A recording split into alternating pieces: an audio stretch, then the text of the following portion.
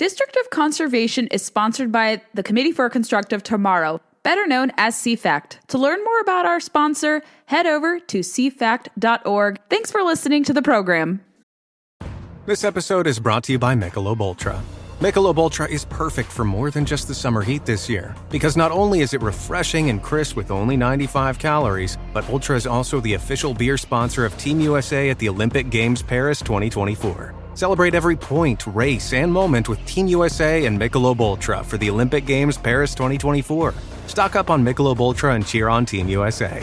Enjoy responsibly. Copyright 2024 Anheuser-Busch Michelob Ultra Light Beer, St. Louis, Missouri.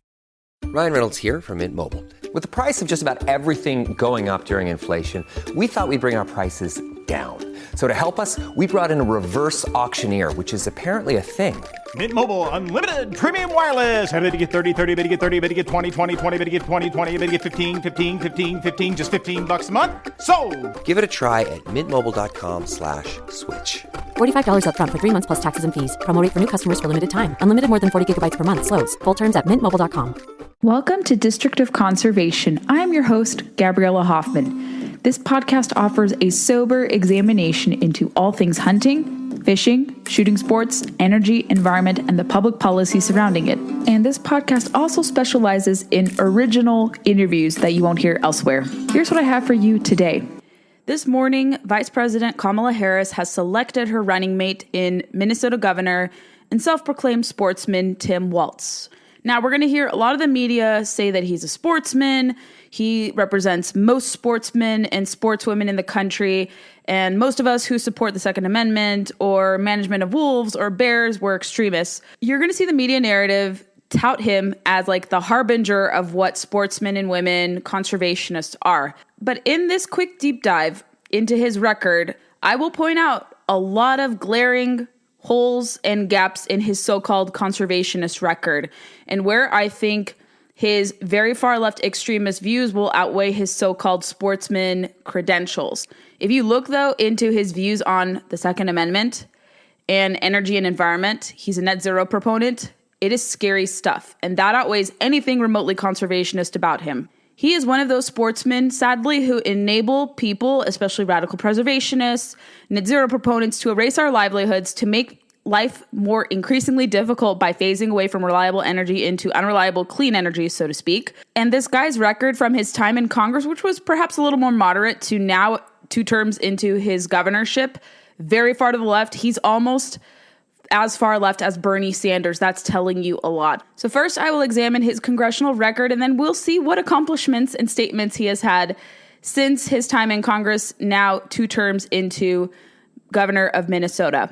Sportsmen and women, hunters, anglers come in all shapes and sizes. I want to caveat that. And I'm not trying to downplay his affinity for hunting and fishing. He does seem legit. I will give him credit there. Like, he hosts openers for fishing and hunting. And we're going to talk about actually one sportsman group pulling out of his hunting opening for aligning with radical environmentalists on wolf relisting, on the Endangered Species Act, and lack of management, because Minnesota has some big problems with wolves.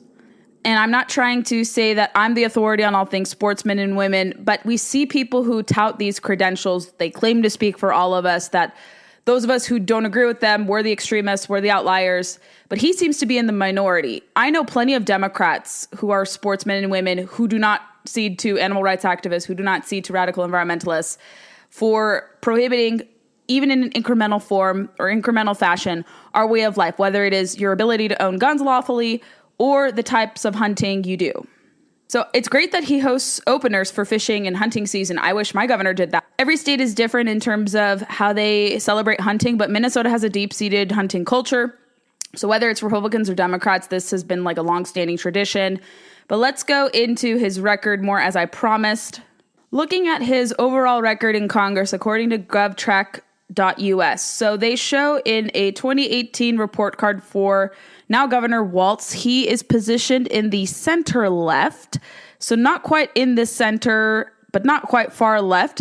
So it is indicative to me that he has shifted a lot more left since becoming governor, which is kind of a prerequisite if you are now the governor of Minnesota. The League of Conservation Voters, I jokingly call them League of Preservation Voters because nothing is conservationist about them. They're radical preservationists. They assigned then Congressman Walz a lifetime score of 75%. What does that tell you?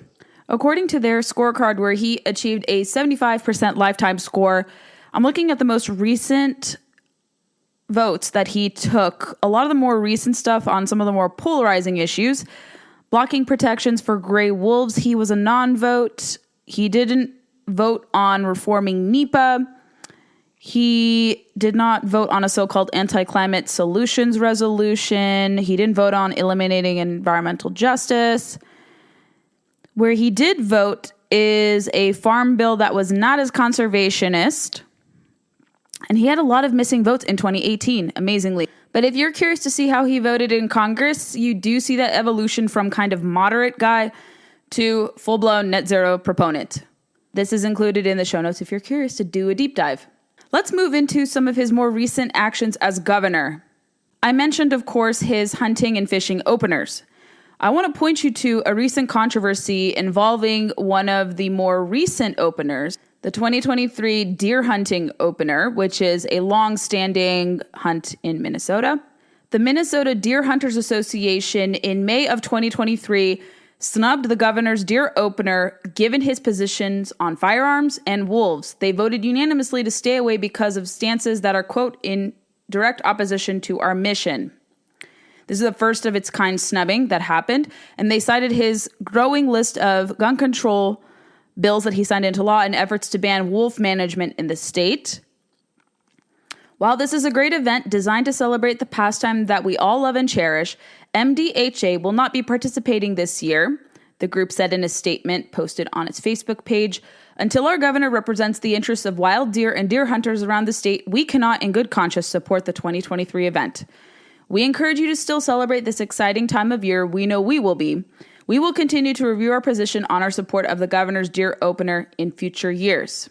That says a lot about his sportsman credentials. When you alienate deer hunters, I call into question if you're really a sportsman who speaks for all sportsmen and women across the country. With Governor Walz being elevated to Vice President Kamala Harris's running mate, we also have to look into what type of policy would be perpetuated or continued should they, heaven forbid, win in November. Tim Walz believes, like a lot of these radical preservationists, that wolves, much like grizzly bears, are not fully recovered. They haven't met their threshold of recovery. They've not exceeded their carrying capacity. And he has probably bought into the line that wolves cannot be managed. And here is why. From this article in News 8 Now, which is a local Minnesota paper, he said he supports legislation to ban the recreational hunting of wolves if the federal government succeeds in removing them from the threatened list. An amendment to prohibit sport wolf hunting was added to a House environmental bill on Tuesday, and this is from May 2019, but updated January 2023. On Wednesday, the governor said that when he was in Congress, he supported delisting wolves where populations had recovered, but not nationwide. And while he still supports managing wolf populations, he added he doesn't think sport hunting is appropriate. Very mixed messaging there. So he's trying to appeal to radical environmentalists and then say that I support it in limited areas, but he's going to be forced, even if he still maintains a position of management, he's going to be forced to go to the left. So you can't trust him on here or endangered or threatened protections. So he's going to probably be pushing for no Endangered Species Act reform because wolves have exceeded their carrying capacity in Minnesota, Wisconsin. All these Midwestern states don't believe what the narrative has been, the narrative being pushed. Wolves are doing really well. And if they're not managed, they wreak havoc on the landscape. And I say this as someone who likes wolves, but I understand there's a place for management. That horrible killing in Wyoming was an awful case. It was not sportsmanlike behavior. And that example could be used to prevent future management of wolves. But as people in Colorado are realizing, when you vote in wolf management, it's going to be very chaotic and very problematic. So he's a flip-flopper on wolf management. So again, he is, on the surface, a sportsman, but he could be flexible to radical environmentalist preservationist aims whenever convenient, and he has shown that tendency. His gun record is pretty obvious. He used to have an A record with the NRA. However you feel about the NRA, I have been a little falling out of favor with them because I think the corruption and other issues that befall the organization have really destroyed its legacy. But excluding that, him going from an A rating with the NRA to an F rating is very telling. And other gun groups will tell you he has a pretty far left, radical, anti-gun agenda, which is counterintuitive because you claim to be a sportsman. You probably like Pittman Robertson, Dingell Johnson, especially Pittman Robertson funding the bulk of conservation funding. You would think he would know this. He probably voted for reauthorization of PR Dingell Johnson in his time in Congress. He loves getting the money annually, I bet, from Fish and Wildlife Service, from the Sport Fish Wildlife Restoration Program. He touts those monies, but he is championing gun control, which will eat at that conservation funding big time. So, hypocrite much? If he supports gun control, he should not accept Pittman Robertson money because the bulk of that funding comes from guns and ammo, excise taxes collected on them. More recently, in the last couple of years, he has voted for red flag law legislation. He has voted for universal background checks and other extreme measures which will do nothing to stop violent crime or to prevent any future crime. It just is actually seen as a counterintuitive measure which criminalizes law-abiding people instead of tackling the root of the problem. This is the guy who was fined with Minneapolis St. Paul burning in summer 2020. So a guy like that championing riots is telling you that you have to give up your firearms, you have to comply and support red flag laws, or else you're not a sportsman. You have to comply with universal background checks, even though that doesn't do anything to stop one crime. It just creates a database and unnecessary oversight by the ATF and other agencies to further encroach on your ability to lawfully own firearms. May 2023 is a really significant point in his solidifying as a gun control advocate, pseudo-sportsman, with him signing this pretty radical gun control piece of legislation into law. And this is from an official statement from his office. Historic gun safety measures signed into law includes $113.3 million to fight violent crime. Again, ironic coming from the guy who invited and tolerated the Minnesota riots of 2020, which led to a lot of buildings burnt, lost businesses, and other chaos, and higher crime, not only in Minneapolis, St. Paul, but all across the country. Those riots were terrible, and he has the gall to claim he supports safety and he's fighting violent crime. Laughable. So in the press release dated May 19th, 2023, he signed historic gun safety measures into law, including universal background checks and a red flag law that allows law enforcement to intervene when someone is at high risk of injuring themselves or others with a firearm. What level? Is it someone who complains on a social media post? Is it a family member? I don't care what criteria it is. Red flag laws are shown to be incredibly flawed at all levels, and you cannot trust the people to enforce them because it's going to invite a lot of abuse. So that's why I've been longstanding in opposition to red flag laws, because it can be easily abused. It's not specific, it's too general, and it also leads to a loss of lawful gun ownership and erosion of Second Amendment rights. And of course, he loves to say this: as a veteran gun owner, hunter, and dad, I know basic gun safety isn't a threat to the Second Amendment. It's about keeping our kids safe, he said. There's no place for weapons of war in our schools, churches, banks, or anywhere else. People are just trying to live their lives. Today is about taking meaningful action to create a safer future for our kids. And I am proud to sign this common sense, life-saving legislation into law. He always caveats gun control as a veteran gun owner, hunter, dad, but... And then he has the gall again to say this is common sense and life-saving. I believe crime has gone up in Minnesota since he's taken office, and likely since this has been enacted into law. It does not solve one crime. It does not stop violent crime whatsoever. It just leads to a loss of lawful gun ownership. But again, you see a lot of these sportsmen who are very far to the left. They're a handful. They're not a majority. But they always caveat and say, I'm the best sportsman. I'm reasonable. My position is the majority main position, mainstream position, but it's not. He's an outlier. Let's be honest here. So what does it do in terms of background checks? Everyone keeps saying he's a moderate. He's not.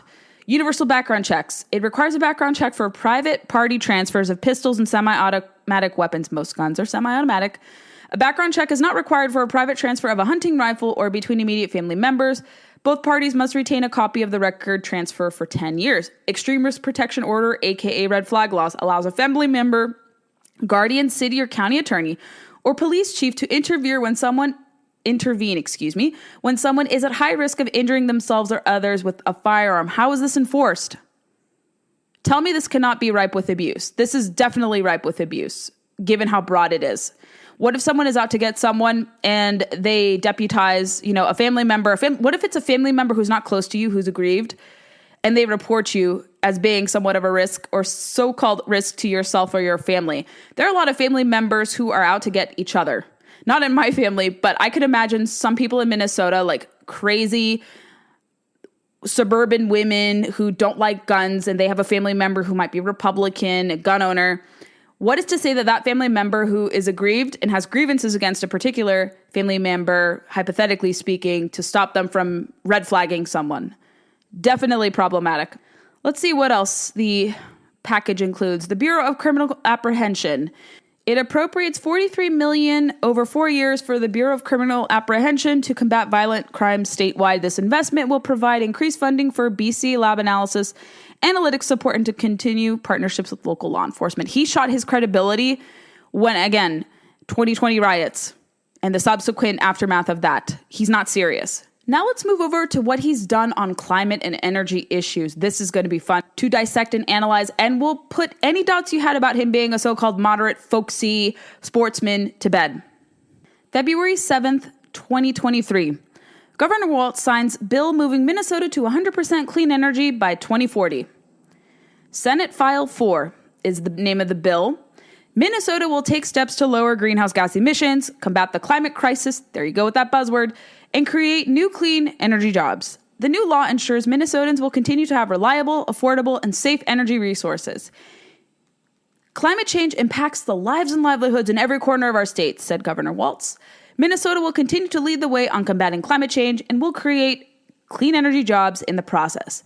This bill is an essential investment in our future that will continue to pay off for generations to come. Yada, yada, yada, word salad.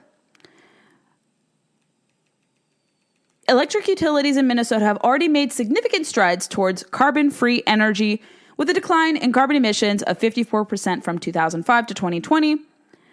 The new law gives utilities the planning time and flexibility they need to reach the 100% goal while maintaining reliable and affordable electricity for Minnesotans. The bill establishes a standard for utilities to supply Minnesota customers with electricity generated or procured from carbon-free sources, beginning at an equal amount to 80% of retail sales for utility customers in Minnesota in 2030 and increasing every 5 years to reach 100% for all electric utilities by 2040.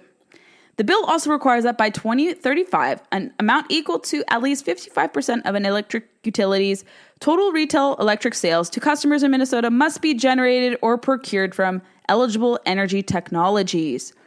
The bill encourages utilities to locate new energy generating facilities in communities where fossil fuel generating plants have been retired or are scheduled for retirement, and prioritize projects that maximize local employment, including employment of workers from communities where generation has been retired, forcibly retired, I might add. It claims it's going to create high quality jobs in Minnesota, paying wages that support families. Okay, a union, of course. The recognized rights of workers to organize and unionize. What have unions done to energy workers? Screwed them over, sorry to say. Keystone Pipeline cancellation, one of the foremost examples. And of course, you have these far left platitudes. Let's see where electricity generation is of Minnesota. Are they anywhere near achieving net zero? What sources primarily power and generate electricity in Minnesota today? I'm going to head over to the Energy Information Agency and read some statistics and factoids for you all. Governor Walz begrudges fossil fuel sources, but if you're looking at the EIA state profile of Minnesota, also included in the show notes, believe it or not, as recently as 2022, coal-fired plants provide about 27% of Minnesota's in-state electricity generation, second only to renewable sources. It has 2 nuclear plants. Nuclear is great. I love nuclear. It's the actual true clean energy source. And those 2 facilities, Prairie Island and Monticello, fuel 24% of the state's electricity net generation. Renewable sources supplied 31% of Minnesota's total in-state generation, 3/4 of it from wind E. Yikes. The guys over at the Center for the American Experiment, including Isaac Orr, Mitch Rolling, and John Phelan, they analyzed how much the cost of carbon-free electricity by 2040 is in a report. Let's read some top-line items. They say that this cost of going net zero is going to be $313 billion through 2050 and will lead to blackouts. as to be expected for any net zero proposal. Some of you may disagree with me on net zero, but I've done so much digging into net zero. The more I read about it, the more I dislike it. It's anti-human, anti-conservationist, and it'll lead to untold amounts of poverty and reduction of standard of living in the United States and elsewhere, because it's not just the US that is flirting with this. This is Europe, Asia a little bit, somewhat in Africa. All continents are flirting with net zero, and that is worrisome. But we have done a good job here in the United States because we have freedom and we can see things and there's transparency to know what the true cost of going net zero is. So in Minnesota, these guys have analyzed in an executive summary what will happen. I mentioned $313 billion is what this will cost. Minnesota electricity customers will see their electricity expenses increase by an average of almost $4,000 a year through 2050. This will cost more than 79,000 jobs and reduce the state's gross domestic product by $13.3 billion each year, the equivalent of 3.2% of the state's 2021 GDP. It would reduce the reliability of the grid by making the state more vulnerable to fluctuations in output from weather-dependent energy sources like wind and solar. Under the Walz proposal, the electric grid would experience capacity shortfalls, meaning there is not enough electricity on the grid to prevent blackouts in 2 of the 3 years studied due to weather-driven fluctuations in electricity generation from wind and solar facilities. Shockingly, Minnesota would experience a devastating 55-hour blackout in late January if wind and solar output is the same as it was in the year 2020, and the electricity demand was the same in 2021. This hypothetical blackout would result in nearly 1.77 billion lost GDP and countless billions more in property damage from furnace failures and frozen pipes, not to mention the human cost of people being dislocated from their homes to keep warm or dying from hypothermia or carbon monoxide poisoning. What a beautiful future net zero will deliver on. I'm being sarcastic. That sounds like a grim future. A world without reliable energy, because wind and solar cannot power states in this manner. You need nuclear. They have nuclear in Minnesota, as I read, but they're banking so much on wind and solar, like a lot of these blue states are. It's going to doom them. And as the guys laid out in this report, analyzing the net zero proposal by 2040, even quicker than the national government or the federal government's plan to fully decarbonize by 2050. Talk about a disaster. I've outlined in this quick deep dive his sportsman credentials, or lack thereof, or willingness to kowtow to pressure or side with radical environmentalists. I've mentioned his gun control evolution, going from being reasonably in support of the Second Amendment to this diehard gun controller who, again, touts his bona fides as a sportsman, a hunter, an angler. But that's not enough to instill confidence in sportsmen and women. Sportsmen and women don't just vote for you because you like to hunt fish. If you support net zero, far-left policies, high taxation, nobody gives a damn if you're a hunter or angler. We have had a lot of people betray us on these issues who claim to be sportsmen and women. Those people do not last long in politics. In a place like Minnesota, people like this can get by, understandably so, because it's so far to the left. It's, trifecta Democrat. And this is kind of how it plays in the Midwest. But in Montana or in the South, if you do this, you don't survive. You become a conservative, if anything, because your party has tilted so far to the left. But these type of far-left hunter sportsmen can only thrive in really small pockets of the country. So he's not a picture or a snapshot into what all sportsmen think. But again, I'm not downplaying him as a hunter and angler. He definitely does these activities.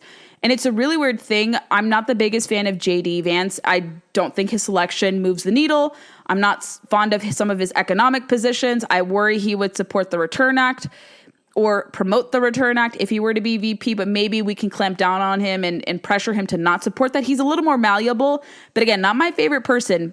However, Tim Walz has said, I can guarantee you J.D. Vance can't shoot pheasants like I can. Okay, so this is what Tim Walz said a few days before him being selected. He said to Anderson Cooper, what J.D. Vance's stick is about guns, I can guarantee you he can't shoot pheasants like I can. I have no idea if J.D. Vance goes hunting. His voting record on conservation measures is very limited.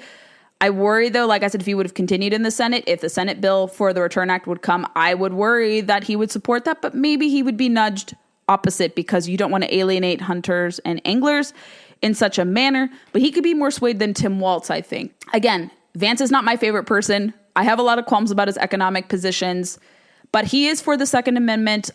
I doubt he's going to vote to erase hunters, anglers, chop conservation funding, because if you get a Pittman-Robertson funding, which is very popular, 80%, near 80% approval rating, you cannot be electorally successful. But to me, I haven't seen any gesturing or statements from Tim Walz bragging about Pittman-Robertson. He's supporting its defunding with gun control. So if I have to pick between the lesser of two evils, I hate to say it, I have to support Vance here. I don't care if he goes pheasant hunting, as long as he doesn't encroach on my ability to own guns and to go hunting. He's fine with me. Again, I'll criticize him wherever I disagree with him. I could still hold him accountable. And this is me speaking personally and not in my professional capacity. This is me, Gabriella, the sportswoman, speaking. I could hold JD Vance accountable. I don't think I would get anything from a Tim Walz as vice president. He is easily shown that he flips his opinions. Vance does too, but not on these issues so much. I don't ever remember him being for gun control in such a manner or at all, which is great. But Tim Walz is very malleable. He aligns with a lot of radical preservationists, and he'd be extremely dangerous. He's a net zero proponent. I just can't get my head around that. Like, I'm not just a hunting, fishing only person. I support conservation, but Tim Walz aligns with a lot of preservationists, not conservationists, and gun controllers who want to erode Pittman-Robertson funding. So it's very easy for me to deduce as a sportswoman, avid angler, hunter, whom to support, what ticket to support. I'm not going to tell you who to support, but in my analysis, I just don't see how a Harris-Walz ticket could instill confidence in conservationists like me who are conservative. I'm a suburban woman. I live in the suburbs. I could not support that ticket. It's an abysmal ticket, radical ticket that would erode my livelihood as a sportswoman. Good grief. Again, you do your research. I can't tell you how to vote. I'm not telling you how to vote, but just in my snapshot analysis here, this selection of Tim Walz solidifies to me and a lot of people that a Harris-Walz ticket would be preservationist of the radical nature, anti-Second Amendment, and fully net zero. That's very scary. Tell me what you think. If you enjoyed this installment of District of Conservation, I would love to know your feedback. Send it my way. Please be sure to leave us reviews on Apple, Spotify, or wherever podcasts are played, and also check us out on Facebook, Instagram, and Twitter to never miss a beat nor a guest announcement. Thanks so much for listening to District of Conservation. I hope you have a wonderful day, and please share the podcast to those who may be interested in learning more about these critical natural resources, environment, energy issues.